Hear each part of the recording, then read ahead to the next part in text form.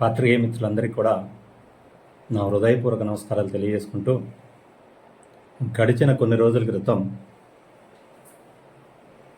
రాష్ట్ర కార్మిక శాఖ మంత్రి గారు శ్రీ వాసంశెట్టి సుభాష్ గారు నాకు నోటీస్ పంపించడం జరిగింది. గతంలో నేను చేసిన వ్యాఖ్యలకి, అంటే ఎందుచేత చేసిన వ్యాఖ్యలు అంటే ఇదేదో నా వ్యక్తిగతంగా నేనే వ్యాఖ్యలు చేయలేదు.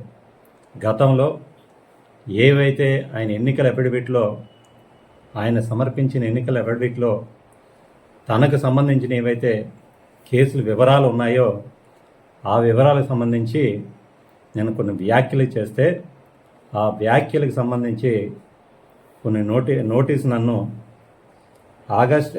నవంబర్ 8వ తారీఖున నాకు నోటీస్ పంపించడం జరిగింది వారి అడ్వకేట్ ద్వారా. దానికి సంబంధించి నేను రిప్లై ఇవ్వడం, ఎప్పుడు ఇచ్చాను రిప్లై అంటే 13/11/2024, అంటే అదే నెలలో 13వ తారీఖునే నేను ఆ నోటీస్కి రిప్లై ఇవ్వడం జరిగింది. నిన్న ఒక వీడియో చూశాను, నేను మంత్రి గారి ప్రెస్ మీట్ చూశాను. పిల్లి సూర్యప్రకాష్ గారికి నేను నోటీస్ పంపించాను, ఇప్పుడు వరకు నాకు ఆయన తిరగ సమాధానం చెప్పలేదు.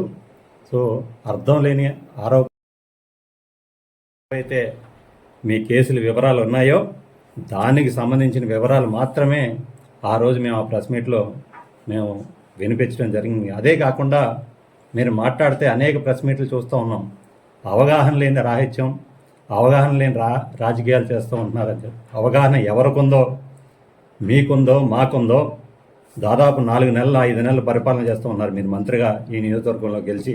మీ ప్రభుత్వం ఏర్పడి దాదాపు 5 నెలలు అవుతుంది.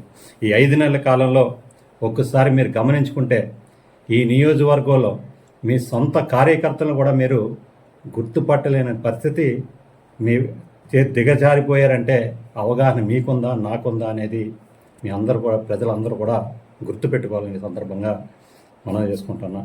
ఈ నియోజకవర్గ సమస్యల మీద అవగాహన లేదు, పరిస్థితుల మీద అవగాహన లేదు, కేవలం ఎక్కడ పడితే అక్కడ నిరాధారణ ఆరోపణలు చేయడం తప్ప ఇప్పుడు వరకు కూడా ఎటువంటి సమస్యలు పరిష్కరించే ప్రయత్నం రామచంద్రపురం నియోజకవర్గంలో ఈ మంత్రి గారు ఎక్కడ కూడా చేపట్టలేని దుస్థితికి ఈ 5 నెలల కాలంలో చేరింది. అంతేకాకుండా మరొక్కసారి ప్రబుద్ధుడు కృష్ణా జిల్లా ఇన్ఛార్జ్ మంత్రి గారు అక్కడ కృష్ణా జిల్లా సమీక్ష సమావేశంలో గౌరవ కలెక్టర్ గారు పట్టుకుని తహసీల్దార్, జాయింట్ కలెక్టర్ గారిని పట్టుకుని డిప్యూటీ తహసీల్దార్ని సంబోధించిన వ్యక్తి ఈ మంత్రి గారు. మరి అవగాహన ఆయనకుందా, అవగాహన నాకుందా అనేది ప్రజలందరూ కూడా గమనించాలని కోరుకుంటాను. అదే కాకుండా గతంలో అనేక రకాలుగా ఆరోపణలు చేస్తున్నారు. వైఎస్ఆర్ కాంగ్రెస్ పార్టీ అవినీతి ప్రభుత్వం, క్యాష్ అండ్ క్యారీ చేసే ప్రభుత్వం, ఏ పని కావాలన్నా డబ్బులు ఇస్తే పని అయిపోయే ప్రభుత్వం. కానీ ఈ ప్రభుత్వంలో అలాంటి పరిస్థితులు ఏమీ లేవని చెప్తున్న మంత్రి గారు ఒక్కసారి మీరు అందరూ కూడా గమనించుకోవాలి. ఇదే 4 రోజుల క్రితం రామచంద్రపురం నియోజకవర్గంలో యాక్వా రైతుల మీటింగ్ పెట్టి, అంటే బహిరంగంగా మీటింగ్ పెట్టి అందరినీ పిలిచి ముడుపులు అడిగింది మీరా మేమా అనేది ఒకసారి ప్రజలందరూ కూడా గమనించాలని సందర్భంగా అందరూ కూడా కోరుతూ ఉన్నా. ఎక్కడ కూడా ఒకవేళ అవినీతి ఆరోపణలు జరుగుంటే అధికారం మీది, మంత్రి స్థానంలో ఉన్నారో మీరందరూ బయట పెట్టండి. అంతేగాని లేనిపోని ఆరోపణలు చేసేసి మీరు బహిరంగంగానే మీరు ప్రెస్ మీట్లు పెట్టి ముడుపులు చెల్లించండి అని మీరు ఆక్వా రైతుల ద్వారా అడుగుతున్నారంటే ఎంతవరకు సమంజసం? అంతే. అదేవిధంగా ఈరోజు మీ పనితీరు చూసుకుంటే సాక్షాత్ మీ ప్రభుత్వంలోని పెద్దలే మీకు అక్షంతలు వేసే పరిస్థితి. మీ ముఖ్యమంత్రి గారే మీకు ఏ విధంగా చివాట్లు పెట్టారో అన్ని మాధ్యమాల్లో చూస్తూ వచ్చాం. అదే కాకుండా సాక్షాత్ అసెంబ్లీ స్పీకర్ గారు మీ పనితీరును ఉద్దేశిస్తూ ఏ విధంగా మాట్లాడారో మనందరూ కూడా గమనించాలి. ఇవన్నీ మేము ఆరోపణలు చేస్తూ ఉంటే మాకు నోటీసులు పంపించడం, దానికి వివరణ ఇమ్మని అడగటం. ఖచ్చితంగా రాజకీయాల్లో విమర్శలు, ఆరోపణలు, ప్రత్యారోపణలు సహజంగా నడుస్తూ ఉంటాయి.